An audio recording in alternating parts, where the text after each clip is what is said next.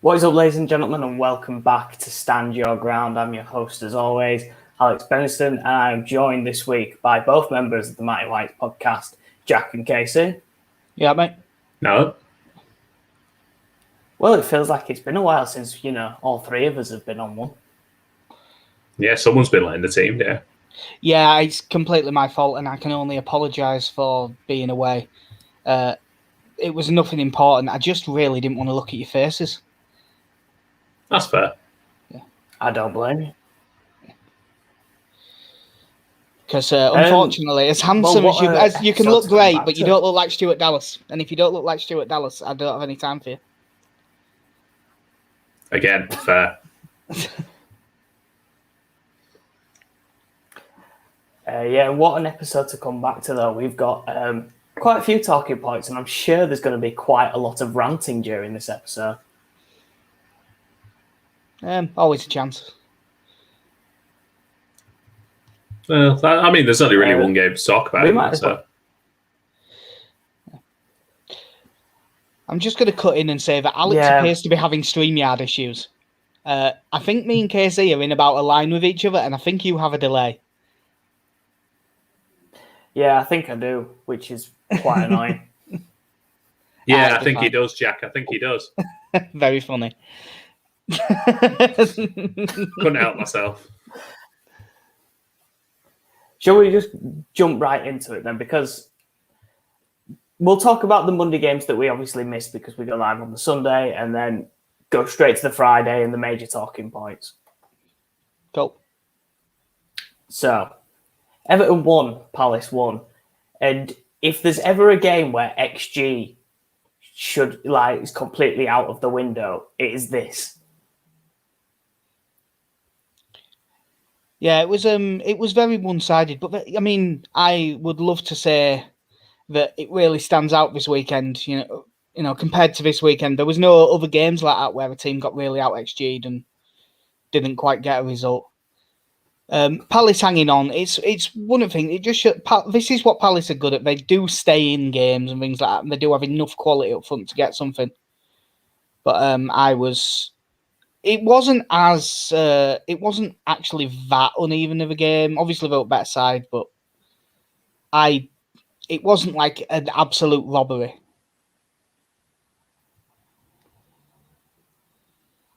I have nothing to say about this game other than it's nice for Palace that they are going to be up for. I think this is the longest stretch they're going to be in the top flight for now. I think it's going to be a record 9th season next season. God, is it that long that they got promoted? I didn't realise it had been that long. Yeah, it was the only thing that I could take away from this game was it was nice to see James Rodriguez get a goal for Everton on his return. Sorry, I've still got the football on, and Ole Gunnar Solskjaer seems to be doing some sort of air swimming whilst that was going on, which is a very odd look, but. As a man who's been under a lot of pressure for a couple of years now, it might just be getting to him. Well, yeah. I have nothing more to add to that. No, no. It was a bit of an aside. And moving on from there, West Ham 3 and Wolves 2. And something similar might happen a bit further down the line, in this podcast. But nice to see Jesse Lingard continue his run of form. Yeah, I'm not really sure quite how it's happened, but because Jesse Lingard was always a good player, not spectacular or anything. And for some reason, he's gone down to West Ham and he just appears to be a world beater all of a sudden. And I'm assuming Man United are probably going to end up wanting to offer him a new contract now. And if he's any sense, he'd better turn it down and leave.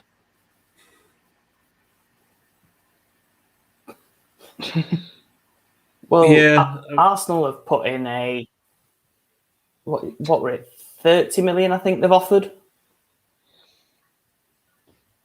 Well, why would you? I mean, surely you'd rather go to Champions League chasing West Ham than mid-table Arsenal. What a sentence! An accurate sentence. What a world we live in now. It's very odd when you watch in today's game and you think two sides battling for Champions League places. It's Leicester versus West Ham. Yeah. It's a strange new world. Yeah. I mean, we'll get onto that game, but yeah, it will be a bit of a weird lineup in the Champions League of Man U, Man City, Leicester, and West Ham if Chelsea do fall away. Now, Chelsea will be in it as well because just to spite Frank Lampard and prove what a bad job he was doing, Chelsea are going to win the Champions League. Like, without a shadow of a doubt. I really hope they beat. I really hope they beat Man City.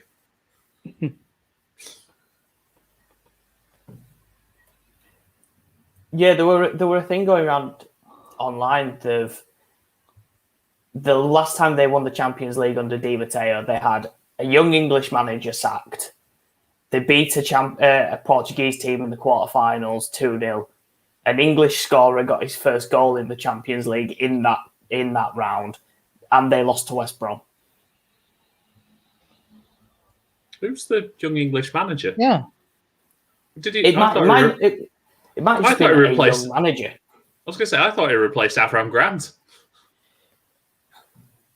I'm trying to remember who it is. Whatever I saw was wrong. Yeah, it was Andre Villas-Boas. Okay, so a youngish manager. I'll go with that. Yeah, young manager. Yeah. I'll give you. And spoke English. Yeah, not English.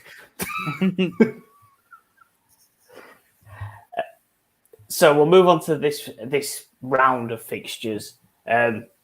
Wolves 1, Fulham 0. And I guess this is where the talking points really have to start because, God, that was a goal. Yeah, I've complained about this earlier and on episodes of here and on our podcast, and I'm not the only one. I did it with the Bamford ones where his arm was sticking out and they gave it by a sleeve. This was exactly the same. The same happened in the Liverpool game as well. It is level. It is not offside.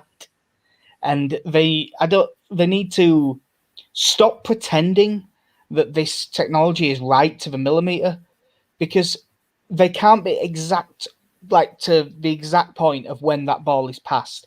They can't be exact on where exactly they're drawing the line to for both the defender and the attacker. So there has to be some form of grace where it just stays with the on-field decision. You know, even if it's only that much would probably be enough to stop these stupid ones that are by 2 millimeters.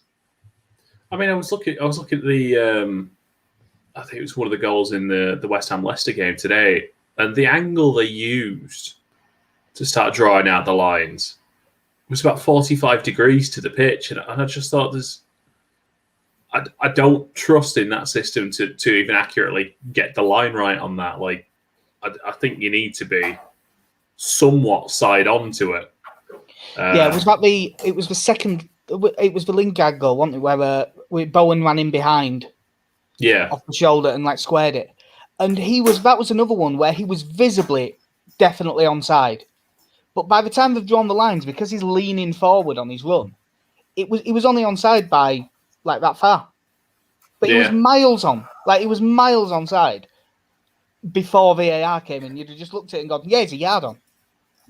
Yeah, they need to figure something out. Whether it's just using the... I don't like the thing of just using the position of the feet, because there's stuff like leaning forward for a header, I can understand it. But I think that if you're going to use VAR in its current state, I think using the position of the feet would be better than what we're doing now. I mean, the issue I have with VAR at the moment for such as the arm being forward or your head being past the line is, for me, for that to be an issue, is you would have to then take into account whether that part of the body is used or not. Like, if he then brings the ball down with the sleeve, fine, he has gained an advantage there. But if the ball's played along the ground, I don't care if his arm's straight up, straight in front, or hanging behind. Like, he's not using it. Yeah. No, that might be a way to do it. Well, a bit like in it's a bit of a tangent. It's not quite the same, but if the ball flicks your glove in cricket, that counts as you've hit it and you can be caught. But if your hand has come off the bat and then it flicks it, that isn't. Yeah.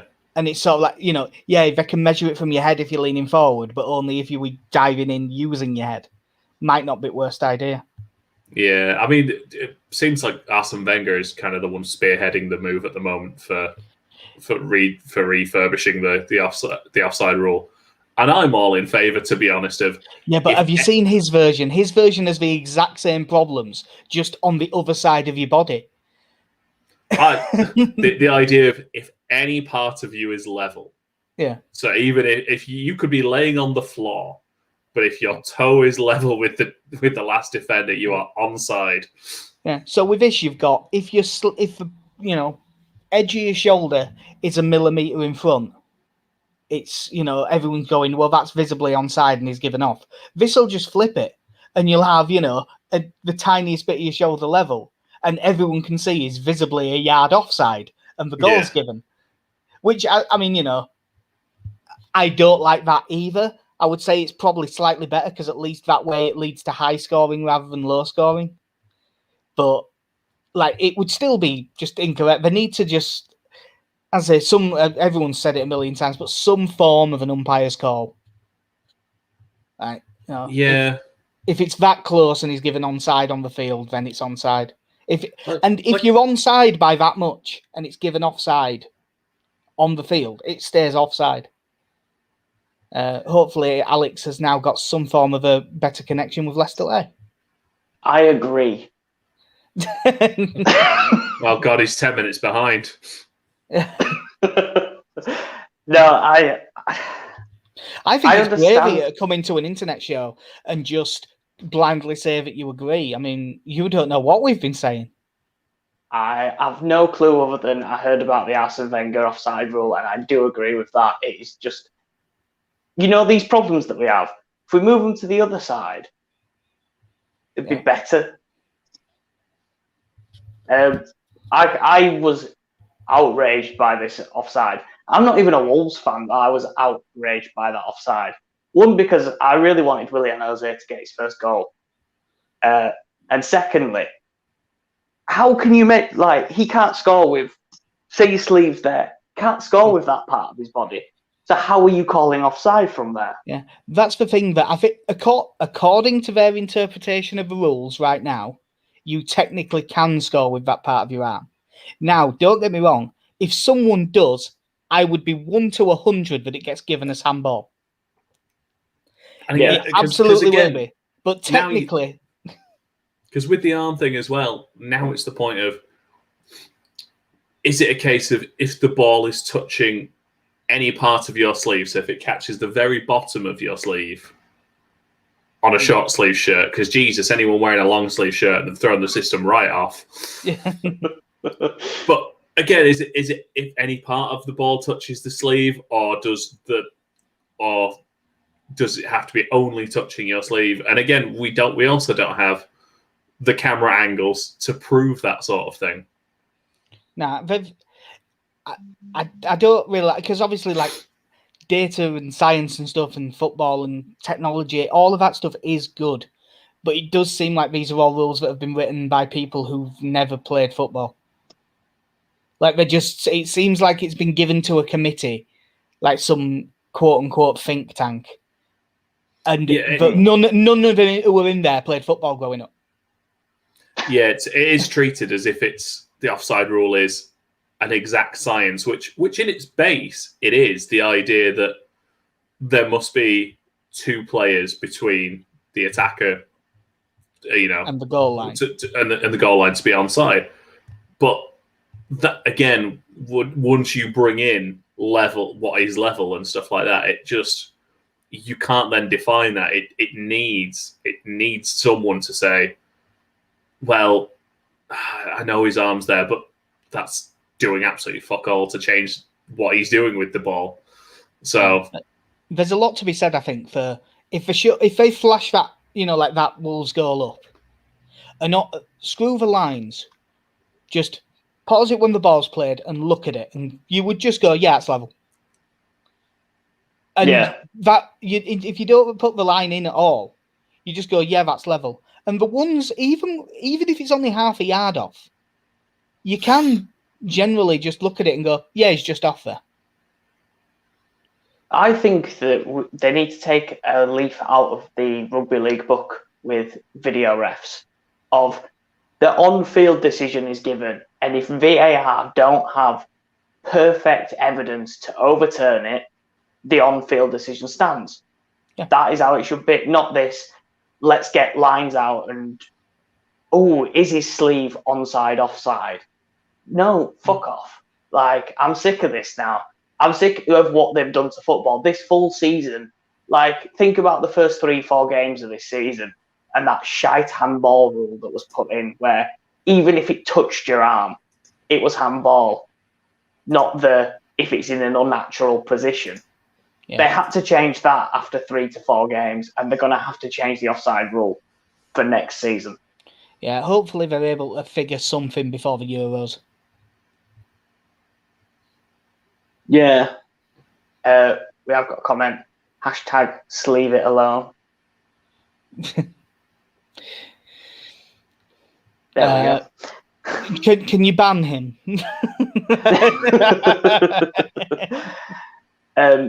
But Adama Traore got a goal, 92nd minute. I think I read somewhere saying that it's his first goal since 2019 in the Premier League. It's his first one in a long time. I wouldn't have been able to tell you exactly when, but obviously when Leeds lost at Molineux, it was his shot that hit the bar and then hit Meslier and went in. And I remember him saying, before they looked at the replay, because obviously people who can see could see it was an own goal straight away, but the commentators, it took them about 4 replays. One of them was Andy Hinchcliffe, so. Yeah. They were saying, it's his first goal for, I couldn't remember when, but for ages.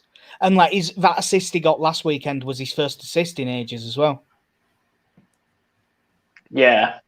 I mean, it was a goal taken of someone that didn't lack confidence. No, he absolutely smashed it in, and it was that was such a huge goal. Like Fulham, I up until this weekend, I genuinely thought Fulham were going to get out of there ahead of Newcastle. Because when I watch those two teams, I genuinely think Fulham are a better side. But last weekend, going 1-0 up at Villa with like half an hour to go and getting beat 3-1, and then finding a way to lose this in the last minute. Obviously we'll come on to it, but with Newcastle winning today, like Newcastle are 6 points ahead of them with a game in hand. And the way Fulham are playing, I can't really see Fulham from their last 6 games. I can't see them getting more than 3 wins, really. So then Newcastle only need 4 points, and I think that they'll get them. Yeah, you'd imagine so. With them being 6 points clear now, although they do play each other on the final game of the season, there's part of me that does hope it goes down to like a 2-point gap, everything to play for on their final game.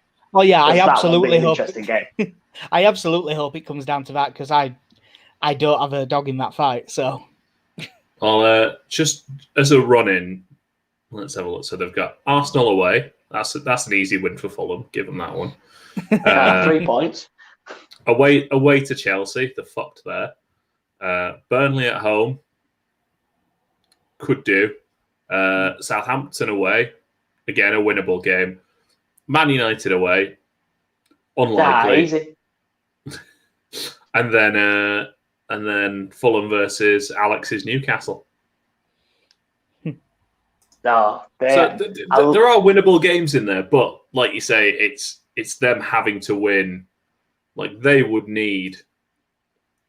I think if they lose either of the Burnley or Southampton game, it's done then. Like they need to win those 2 and then go in and beat Newcastle. And that's all the while hoping Newcastle just go on a terrible run. Yeah. Yeah. So moving on to a 12:30 kickoff that you two, I'm sure, will want to talk about for about, 20 minutes. Well, I thought it was really funny as well that this was the only game that happened on Saturday. Yeah, all weekend, really. It was the only game that happened. It was really odd. So going into this game in the Premier League, Leeds had played 5 games on a 12:30 kickoff and had only drawn 2 and lost 3. Which is impressive because I think we've only drawn 3. And then away at Man City, top of the table, 11 points clear. You're thinking, no. But then, Stuart Dallas. Leeds born Stuart Dallas. Yeah, this obviously it was a very odd game to watch as a Leeds fan because this was a proper free hit. You don't get many where, like, genuinely going in. Even I know Man City rested a few, but that starting lineup still cost about 440 million or something. It's still a hell of a team, and you're going into it and just thinking, well, we're going to go there and we're going to go for it, and we'll probably get beat. And we did go for it, and even though we didn't get any shots off, we were in the game up until we went 1-0 up. You know, Man City were the better side by a distance, don't get me wrong, but we were in the game without getting any shots away. And Man City were having efforts and not really testing Meslier.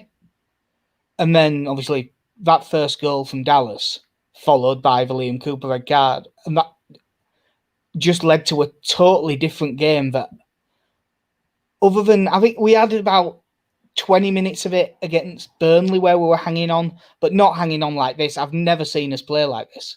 And it was, in a way, it was brilliant to see, but God, I wouldn't want us to sit back and defend like this in almost any other situation. No, it was a strange one because I've been generally pretty relaxed watching us this season because there's been no point when we've been in any serious danger of getting dragged into the relegation battle. And yet, as soon as basically the second half kicked off and we're down to 10 and Ederson is basically sat down on about 30 yards, just waiting for the ball to come somewhere near him, and John Stones is who has now set the record for the most distance dribbled in a single Premier League game this season. He's overtaken Jack Grealish. That is true. And it was just wave after wave. Now, and unfortunately for us, there was just on all but one occasion, there was just always someone there. There was always a last-ditch header. There was always a body in the way. And the issue is, if you're Manchester City, Leeds had 10 men between the goal line and about 25 yards. Man City then also flood that area with about 9 of their own players. So it's just a really congested area. You've got Calvin Phillips sits in at centre-back at times. We've got Robin Koch playing nominally in central midfield for a lot of it. Yeah. Who's also a centre-back. We basically, because Phillips was so deep for a lot of that second half, we basically had 4 centre-backs and then the full-backs. Like, we basically had a flat-back 6 for a lot of this, but all buzzing around marking people. I bet Tyler Roberts has never had to play so deep before in his life. Because I did quite like as well. Bielsa got asked after the game if this is a situation they're prepared for, and he was like, "No, I've never really felt the need to, but it's something I'll think about." And I was just, and when I heard that, all I thought was, "Well, I've thought about it." No.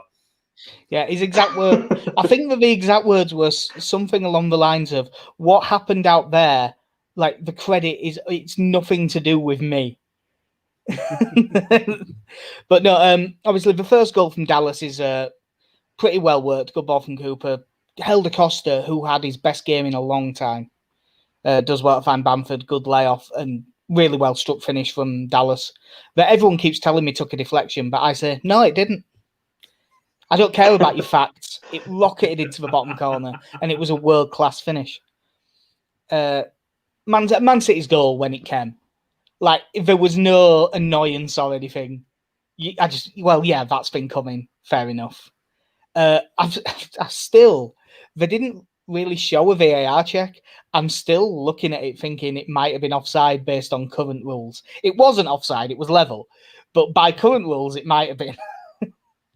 Yeah. But yeah, it's a good finish. And just the way we were hanging on. And then it's one of those things where it's like, it's nice to have something tangible that you can just say, right, this is what we mean. We were completely backs to the wall, barely had a kick with 10 men. nowhere. But in the last few minutes, it wasn't just that break. We had a couple of other breaks where we nearly got away. Like Rafinha went clean through and Ederson managed to stop it going around him. And as soon as we had the first break, you could tell that all the Leeds players had a moment of, you know what, we can actually get at them here.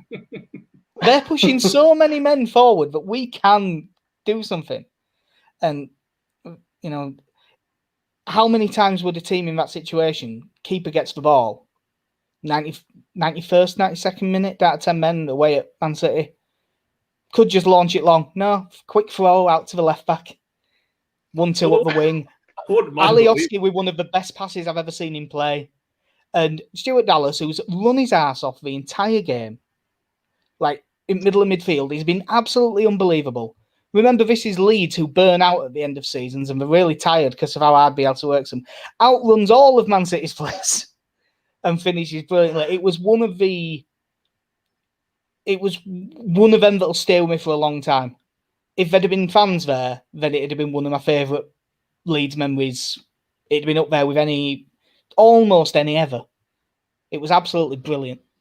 I love this club.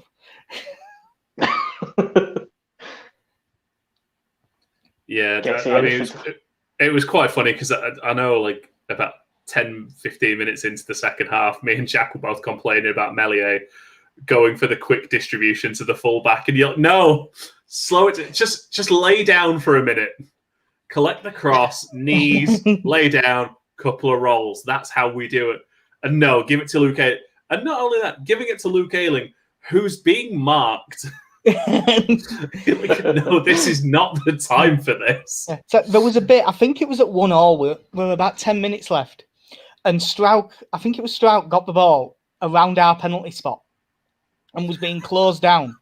And he chipped the ball over the challenge. And then Robin Koch did a backheeled first-time volleyed pass out into midfield. We're going, what are you doing?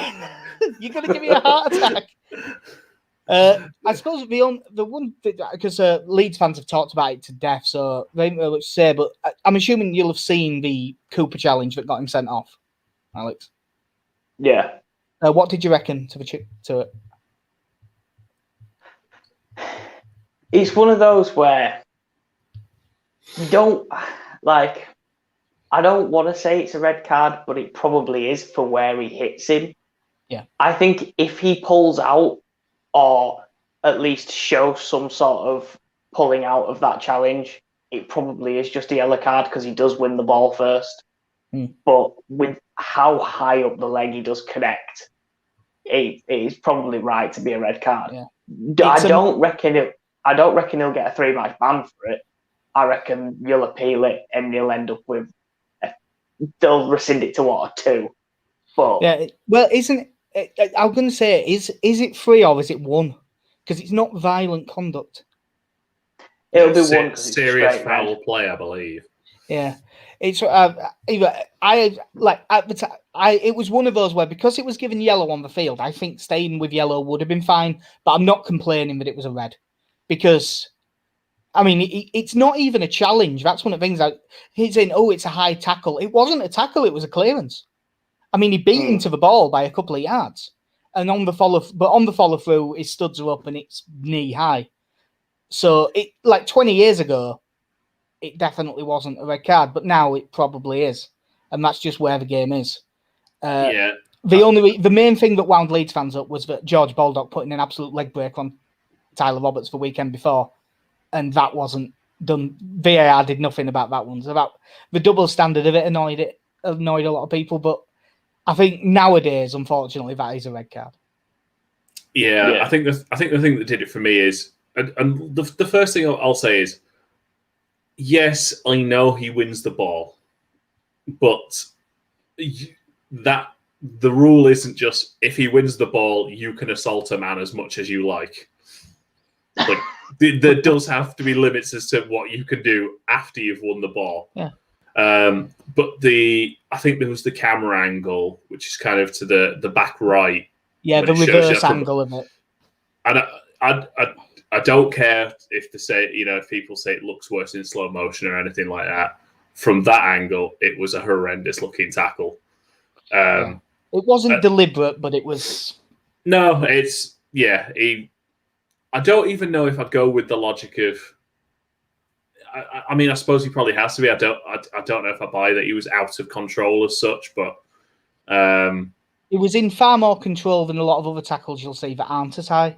Like I could argue, and I think I'd genuinely be right, that he was more in control than Raheem Sterling was when he stamped on Rafinha, and than Raheem Sterling was when he stamped on Melier's hand. Yeah, and again, that's the thing I find so annoying. And I don't think they were Reds. I find it so annoying when listening to Match of the Day last night when it's like, well, it's unintentional. Like, you can still be penalised for something that's unintentional. You might want to just put a pin in that sentence for when we come to the Man United and Spurs game. But yeah, it's just this logic of, well, yes, he has stamped on his ankle, but it was unintentional. Like, right, but how did you start that sentence? Take out that it was unintentional and just go with he stamped on his ankle. Like, yeah, as I say, it's one of them where I think that if you ask any 17-year-old Premier League fan, they won't have even had a debate in their head. They'll have seen it and gone, yeah, it's a red card. It's just because if you've seen a lot of years where that wasn't a red card, your brain still thinks like that. Like the number of tackles I see where I go, well in, great tackle, and then I watch the replay and go, actually, both his feet were off the ground there. Yeah. I mean the other thing is you look at Fernandinho's challenge at the end on Rafinha. Oh, that was also a red card, and not enough has been made of it. Like this idea that that's a professional foul. He has made absolutely zero attempt to play the ball. He's hit Rafinha in his thigh and turned him inside out. And to be honest, like, again, if I was going by how football was when I grew up watching it, that is a yellow card. But by today's standards, that is an absolutely cynical red card. He has gone in to intentionally foul him thigh high, like. And unlike Liam Cooper, Fernandinho's tackle actually injured someone. Yeah. But yeah, obviously you get lots of red cards like that, but more than all else, it sort of just made winning even better that we had 10 then.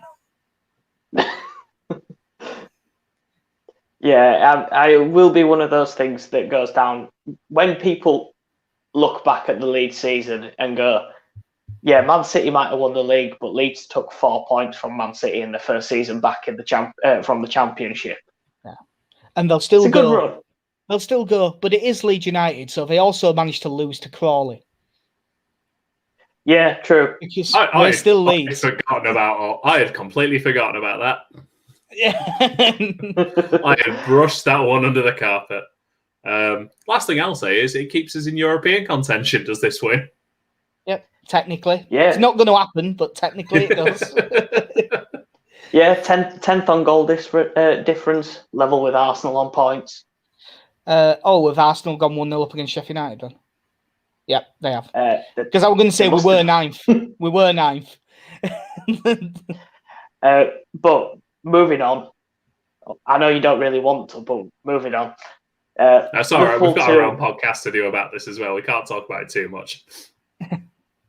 Liverpool 2, Villa 1. One, another offside goal given that was not offside. This was just re-listen to everything we said about the Wolves one. This was exactly the same sort of thing. But when Villa went 1-0 up, when Watkins scored, I thought it was typical of Liverpool. I thought they were going to lose this game. I didn't think they'd have enough in them to fight back and get 2 goals, but it was a good finish from Arnold, didn't it? In the 91st minute, especially with all the criticism he's had.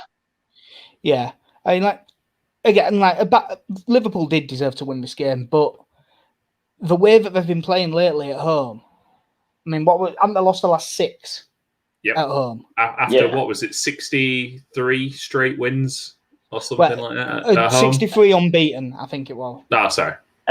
And then Burnley. Yeah. But yeah, they were on top throughout, but the run of form they'd been on, you really did think, and Villa were quite good on the counter attack, so you really did think Villa could pick these off while they're pushing for it. But they did well in the end. Obviously, Salah gets the equaliser. It was like the rebound, but it's a really good finish from Trent Alexander-Arnold. Was it in stoppage time or not far off? I think it was in stoppage time. I think it's the 91st minute, isn't it? Yeah, but it was a really good goal, and he could do with that because we could do with him being confident for the Euros because I'm not sure if he's the best English overall right back, but he's definitely the best English attacking right back. So you want him in the squad for certain. Well, if England dare to attack. Yeah, that's true. But if we're not going to attack, then pick Wan-Bissaka because he's really good at defending. Yeah, no, we don't like defensive wing backs now, do we?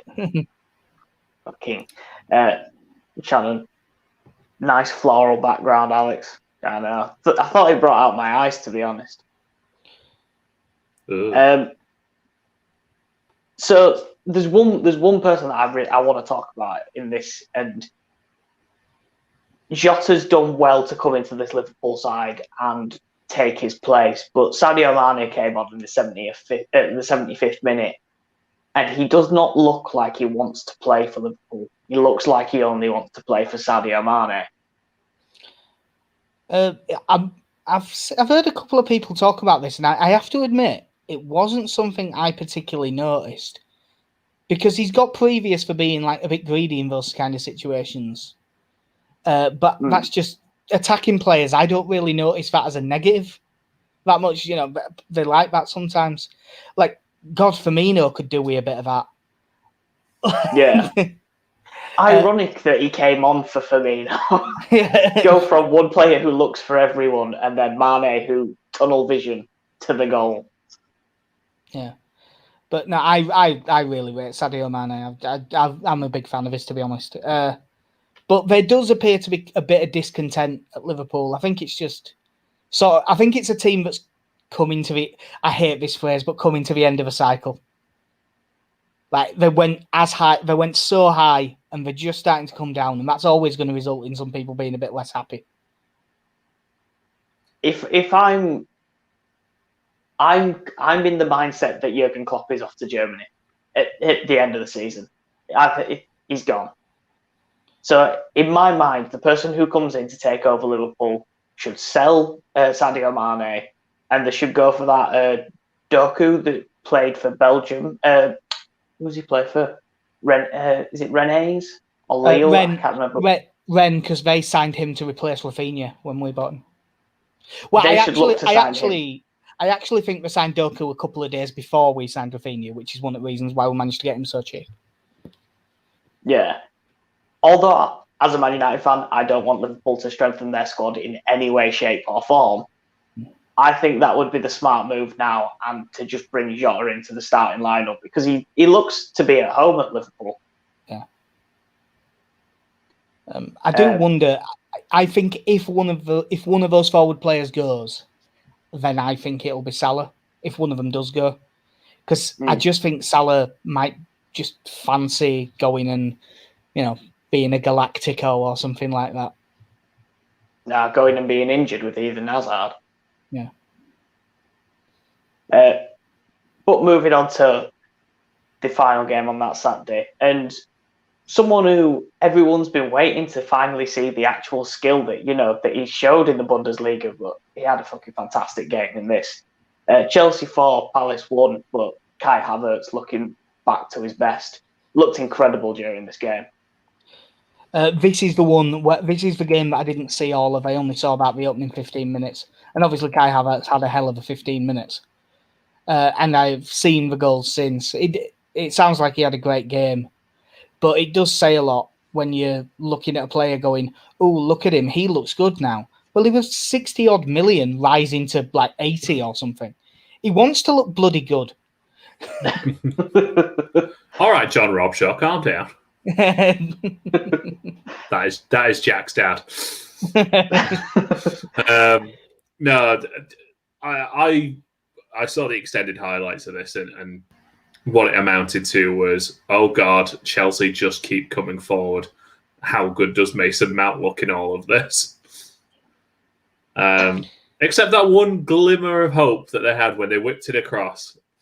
And 2014 Christian Benteke rolled up and thought, I'm going to smash in a header here. Hey, he's doing quite well this season. Yeah, he has picked up a lot. He's looking a bit more like himself. He should. Didn't he go like 50-odd games without a goal? It was somewhat daft like that. I don't know how many it was. Man's a striker. I know Palace aren't the best team, but at some point you'd think something would go off your arse or hit you in the back of the head and get something. Yeah. 131 games for Palace, 27 goals. Sheffield United would kill for a striker with those numbers this season. I'm just trying to find what he's got this season. 24 games, 6 goals. And that's a good record for him. Yeah. Vast improvement on last season. Yeah, 24 and 2.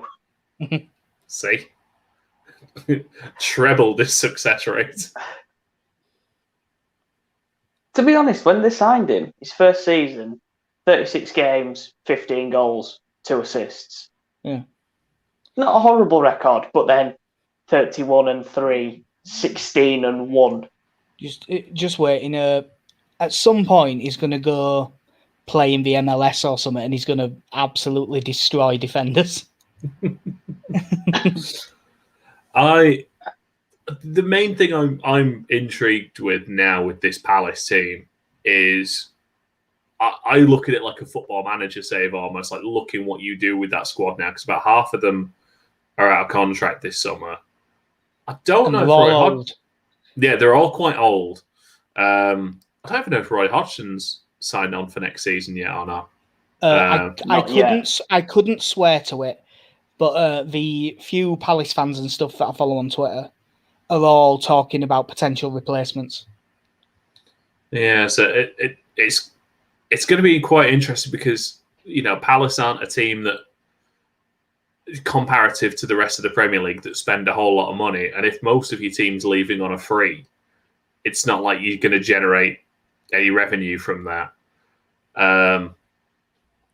So it'd be interesting to see sort of who they look to build their team around and who they look to keep on. I think me and Jack were talking the other day, and it sounds like Patrick Van Aanholt might be off. Whether Zaha sort of bites the bullet this summer and thinks I want to give it a go somewhere else. The only player I look at that I think would probably be there for another season would be Eze.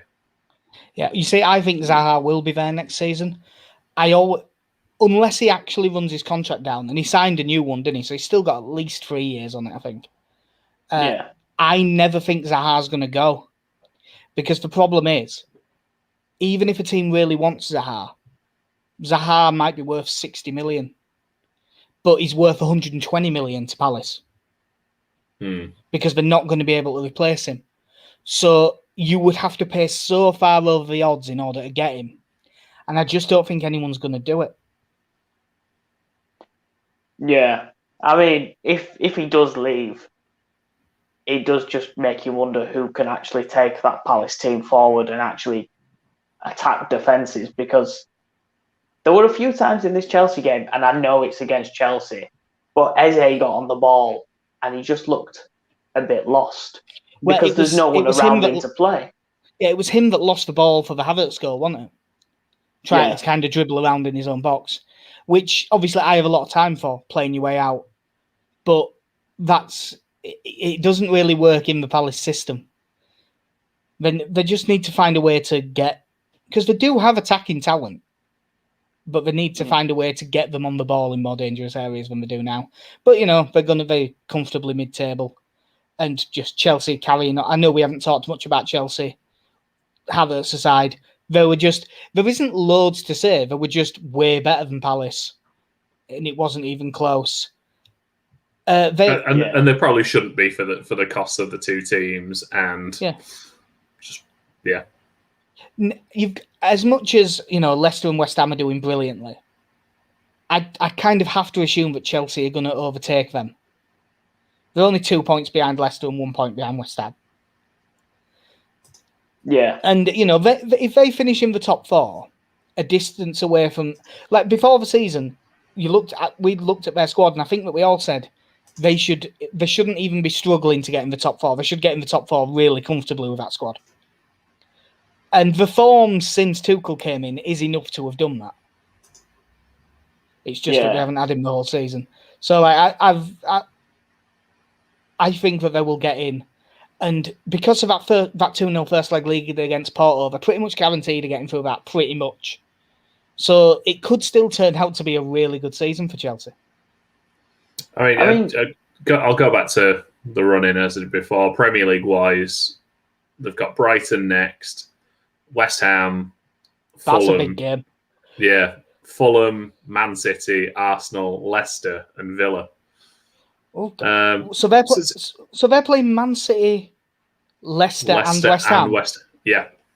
And I'm going to say and Arsenal. No, what difference does Arsenal make?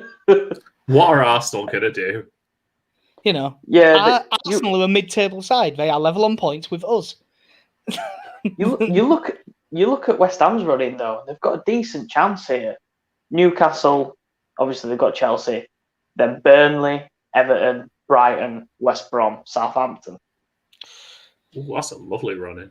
I don't like West Ham. I don't hate them either. They're just there, really. But anything like that, I'd love to see them get in the Champions League. Yeah. Not for their owners do not deserve it at all. They've got a bit lucky because they got rid of Moyes and then brought it back. Right. And I'll tell you what, current voting right now, as much as my heart says Bielsa, David Moyes is an absolute shoo-in for manager of the year.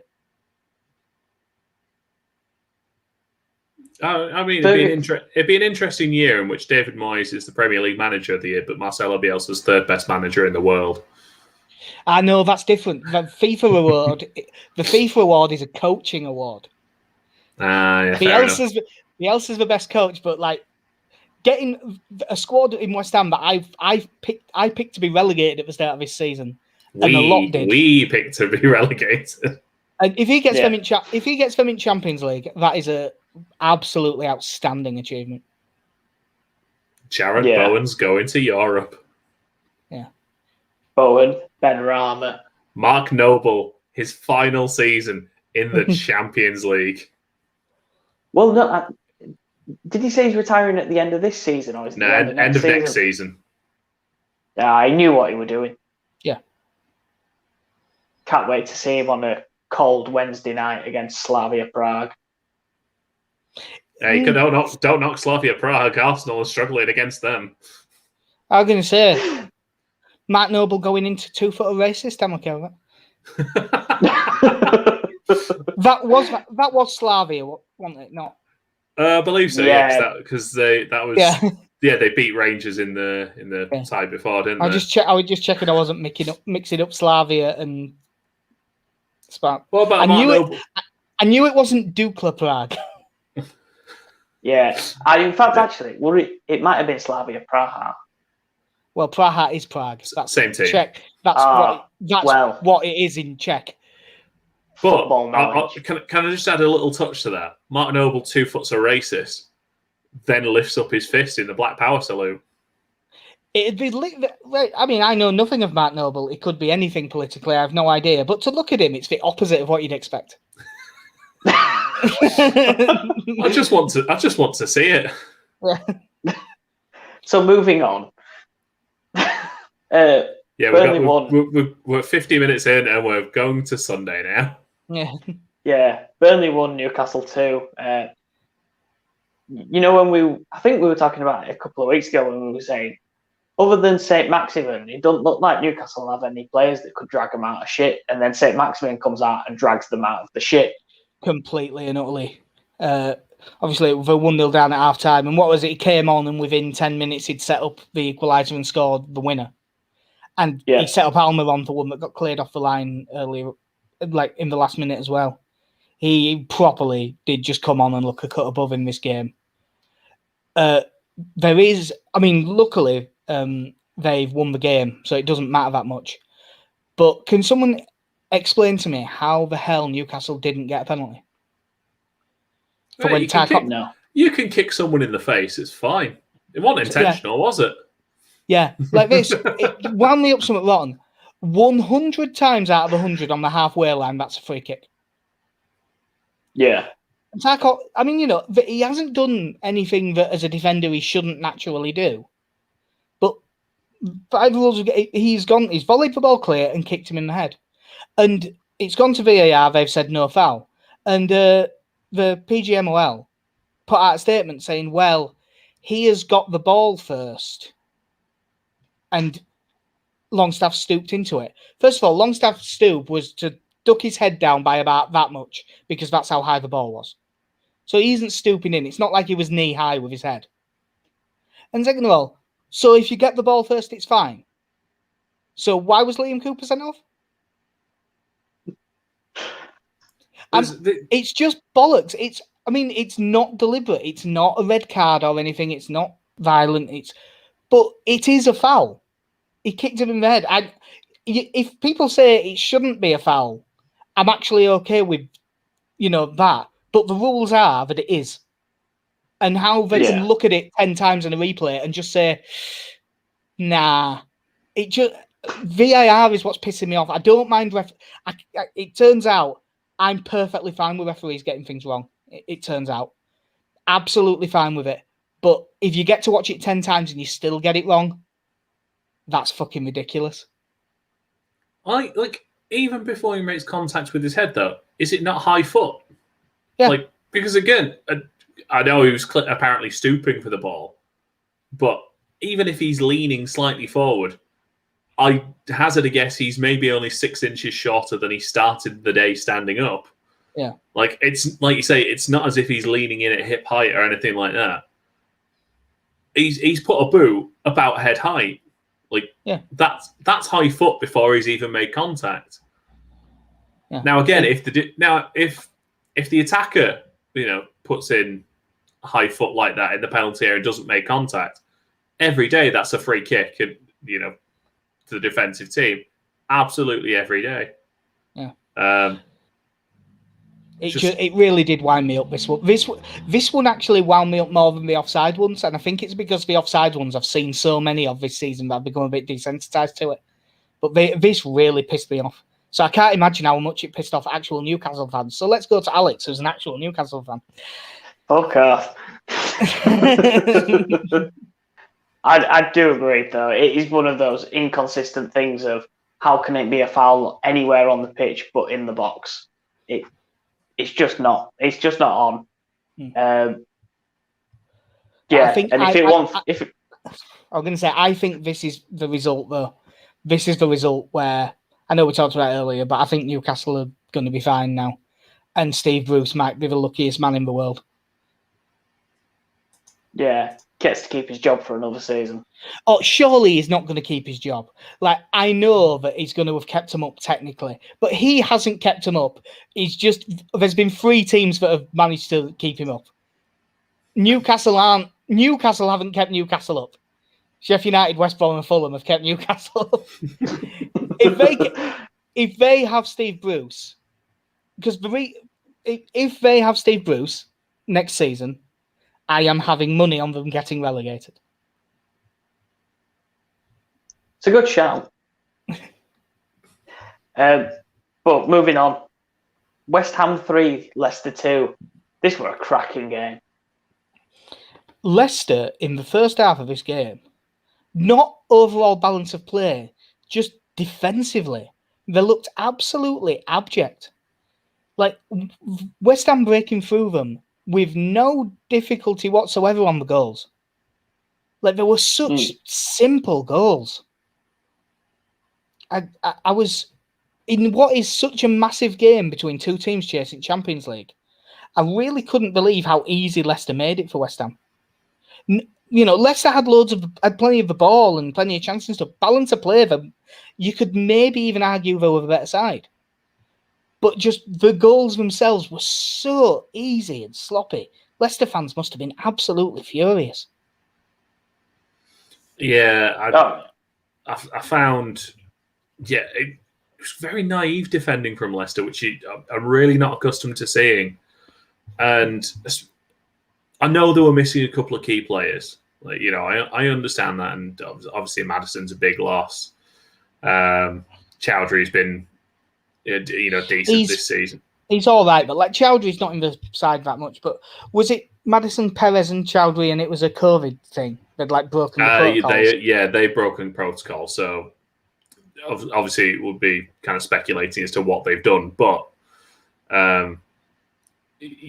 especially when you're talking about Maddison, it's very much letting your side down there before you've even kicked a ball. If that's something you've knowingly done. But no, like I said, I found their defending to be so naive, and if they'd have been playing sort of that high up against someone like Michail Antonio, where you've probably got more of a chance of matching him for pace, like fair enough. But Jesse Lingard was kind of the guy who was playing off the shoulder at times, and he was just allowed to roam. Yeah, they didn't seem to have any idea what to do about Lingard.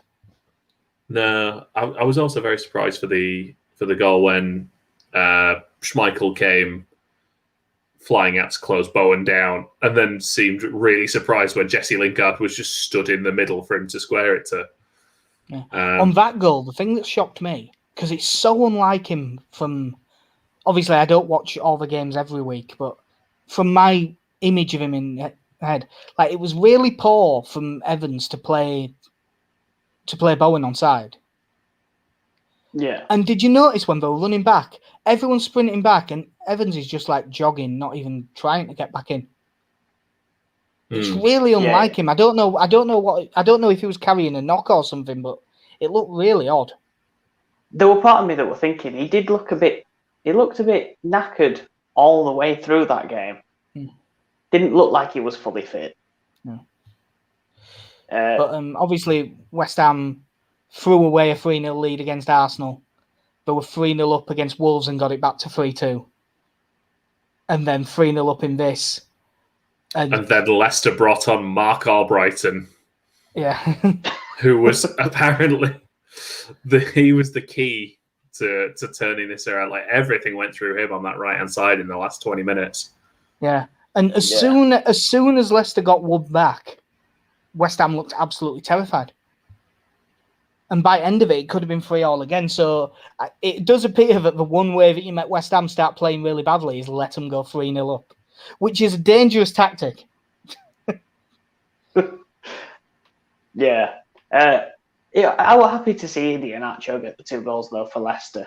He's been on fire, and you could see he was just confident in front of goal with the 2 finishes that he had.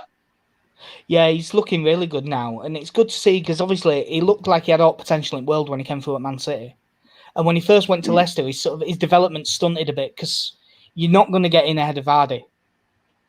But now they've found a way to get them both in the side, and he does seem to have been. He seems to have found himself again and be starting to pick up again. Yeah. The other thing is, I think they said this is the first time he started 6 straight games. Like, which is just ridiculous for... I mean, I know he's not particularly old in footballing terms. What is he, 23, 24, something like that. But at this stage of your career, for this to be the first time you're starting that many consecutive games, it's pretty hard.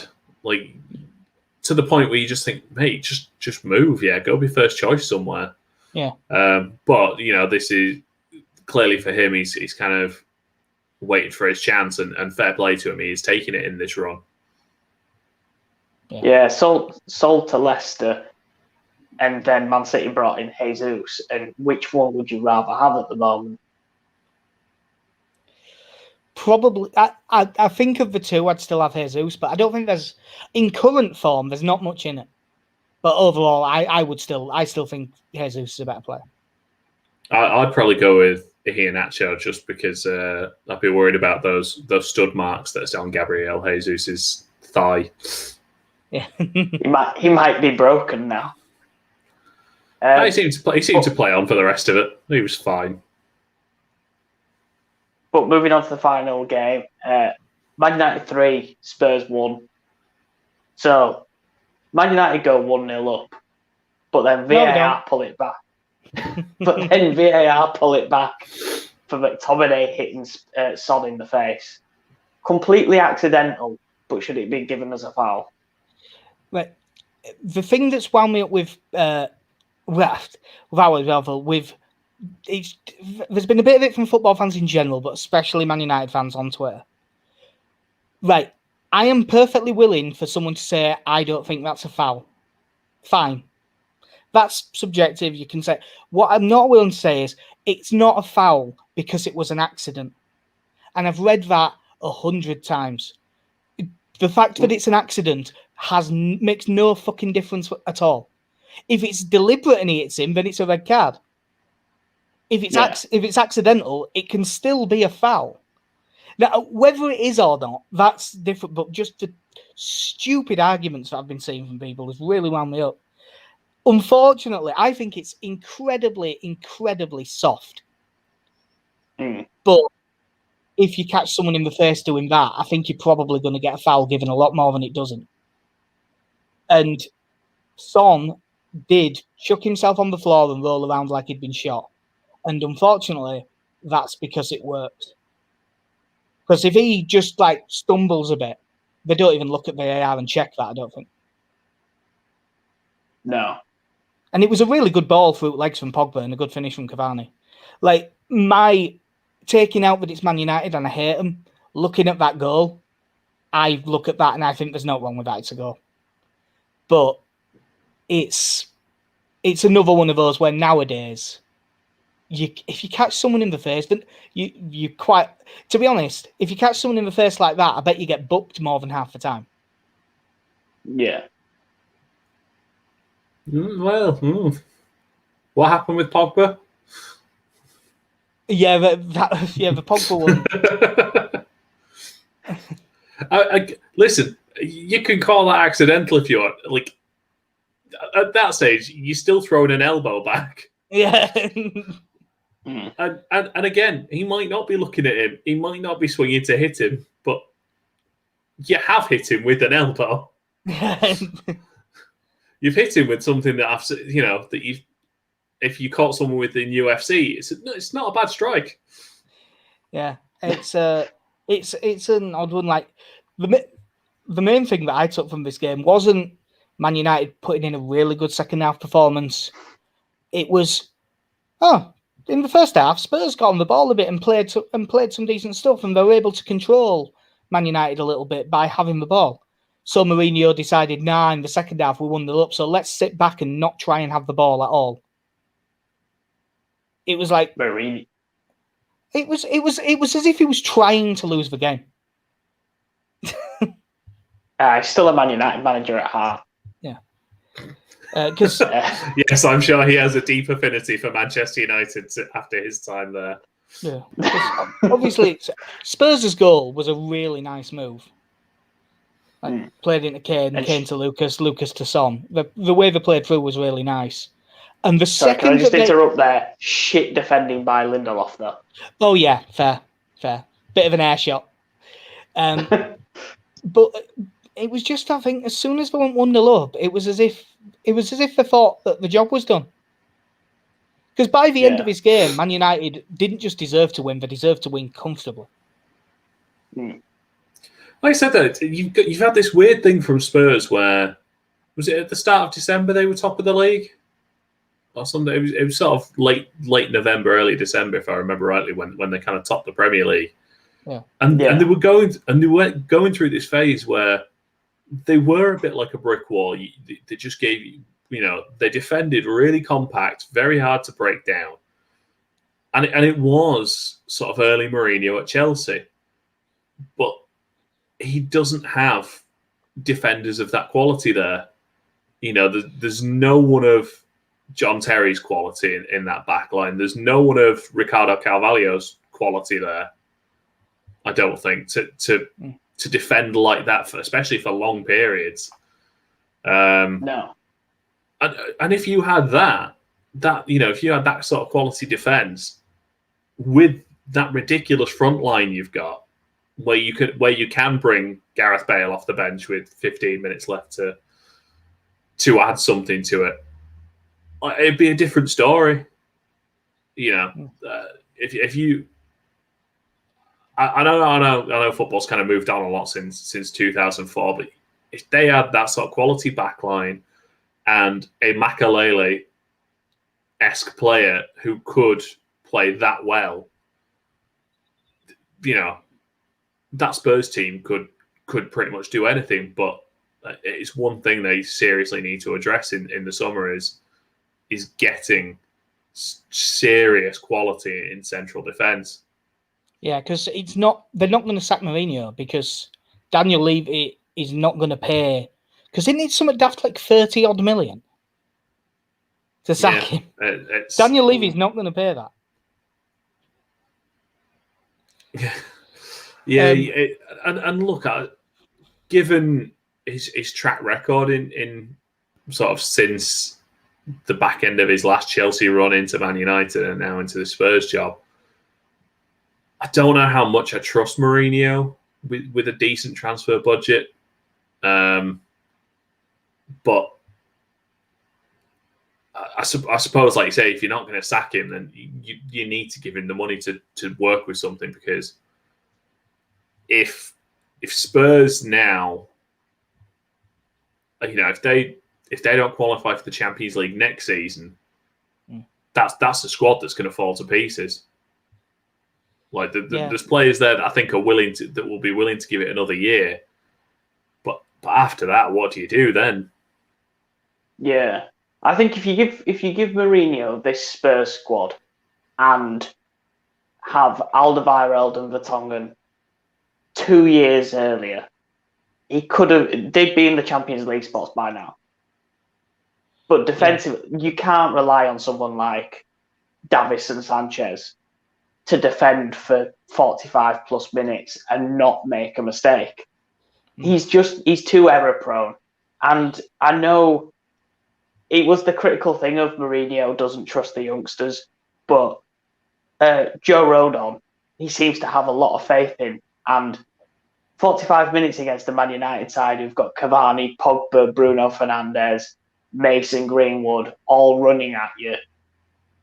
It's not a tactic that should be going on. Not when you're 7th and still pushing for top 4. Yeah, I thought Cavani was really good in this game, because it appears he's off, doesn't he, end of season? Like, sounds like he's off to Boca.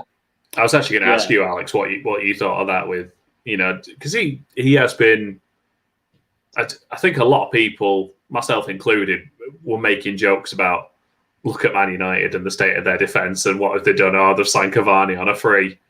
But fair enough, he has had an excellent season, especially for this stage of his career. And I think Man United will have a tough time trying to replace him. I think they've got some excellent attacking players there already, but he's done such a good job for them. So I just wanted to see what you thought about whether him leaving or if there is much of a chance of them keeping him for another year. We won't keep him. His heart's set on going back to South America to play. Yeah, and they're going to offer him it's not a massive long term, but isn't it like a 2-year deal rather than 1 as well? Yeah. He's going to get a Tevez deal of, we'll give you what you want, just come and play for us. And he's happy to go and do that. I was one of those people that did think, why are we signing Cavani when we probably do need another centre-back? I just have to say that even though Cavani has been really good this season, I still think it's perfectly reasonable to say that is not what you needed. Yeah. But 20 games in Premier League, 7 goals. It's not the numbers that you were pulling in at PSG, but it's still a decent return, especially on a free transfer. But, a number of those are coming off the bench as well. He's been effective. Like you say, when you're talking about a goal every 2.5 games, or I'd love to see his goals to minutes. Yeah. Yeah.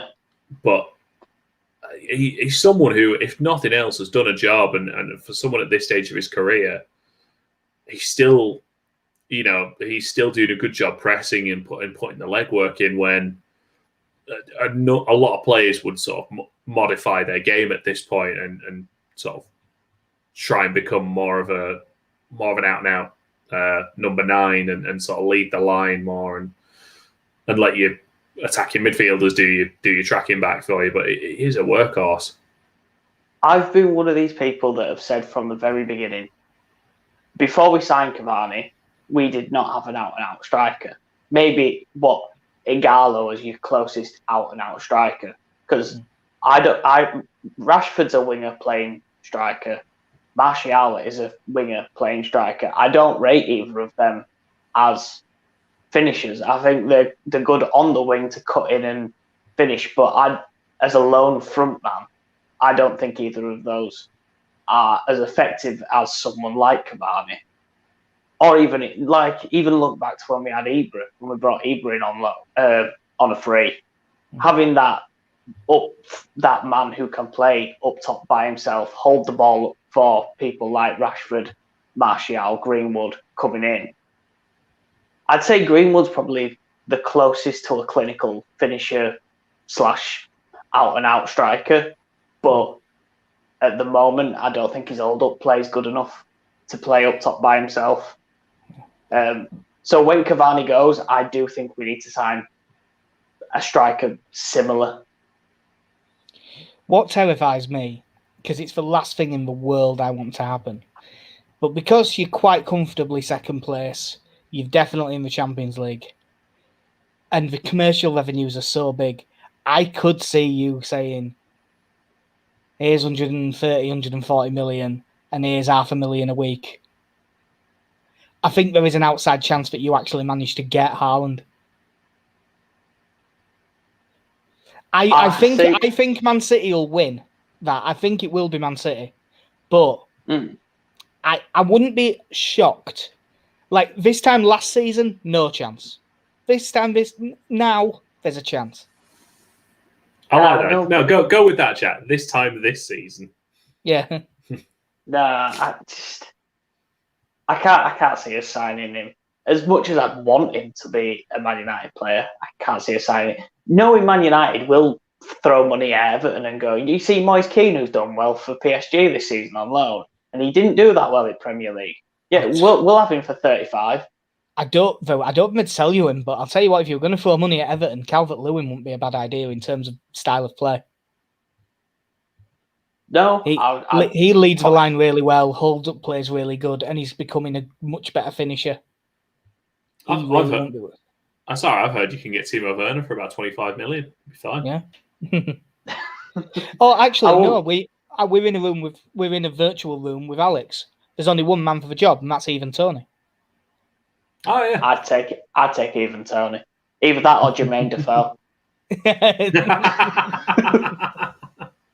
It is very Man United, isn't it? Bring a I was going to say a 30-odd-year-old striker in to lead the line for a little bit, but has Defoe hit his 40s yet?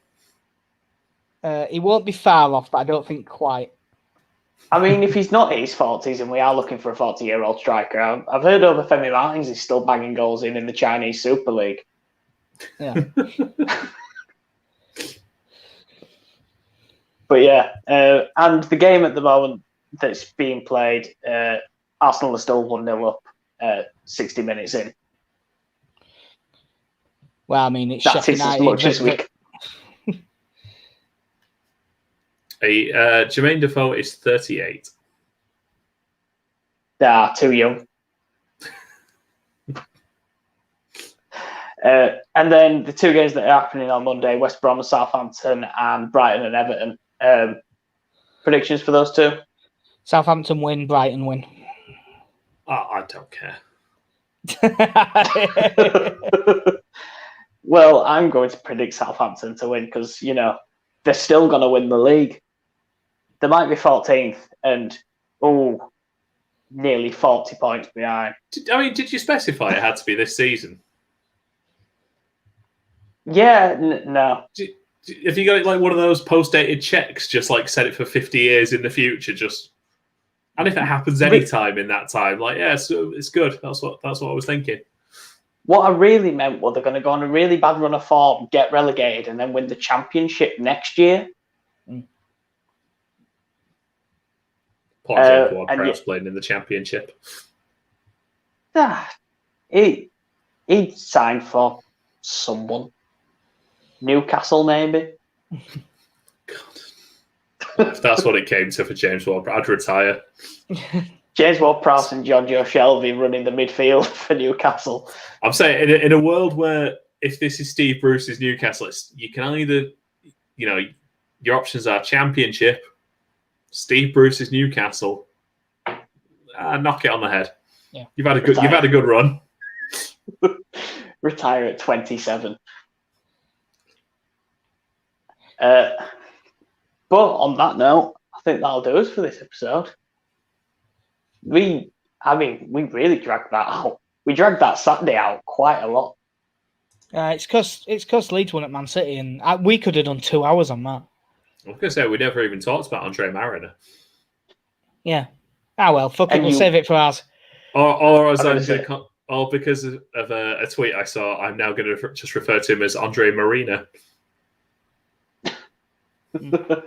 Yeah, you could have spoke about that for 2 hours. And if you want to watch them speak about that for 2 hours, head over to Twitter and follow them at Mighty Whites Pod. You can also watch their live streams on YouTube and Facebook, I believe. Yep. And then get their podcast anywhere you get your podcasts except Acast. God, he's nailing it. How does he know it better than you, Casey? He's a host, and I have as well. I like to have as little responsibility as possible, which is why I'm also not a father. I'm not a host or the father. Before we do finish, though, I'm going to play a quick video of all the live streams on the Buzz. War. Tell them that's what we ready for. War. Tell them that's what we ready for. War. Bringing that to competitors. Till we see the confetti fall, be ready for war. Tell them that's what we ready for. War. Tell them that's what we ready for. War. Bringing that to competitors. Till we see the confetti fall, be ready for war. Tell them I'm ready, any opponent. The crown heavy and every minute is chosen. A path only fit for kings, and you don't know what this court means. What did you enlist for? If it isn't getting more rings, then you gon' have to switch your team. Trust me, it gets more mean. I'm a nightmare going up against your dreams. First step is explosive like a bomb hit. Bet if I let it fly, I cannot miss. And you ain't got a chance at the top 10 when you getting clamped all night by your locksmith. On the block throwing lobs to my top bigs. I'm a chef, no look, what's the top dish? Tie game, through the pressure as the clock ticks. Crossover, step back, hit a shot quick. And Jack has just gone. Fair enough. On that note, I was joined by Jack, and I'm joined at the moment by Casey. Cheers for coming on again. Yeah, no worries, and I'm sure Jack was happy about it as well. Clearly. We will be back next week to cover all the shit show of the Premier League and probably more horrible VAR and offside decisions. Cannot wait to talk about VAR some more. Right, guys, make sure you come back next Sunday to check us out.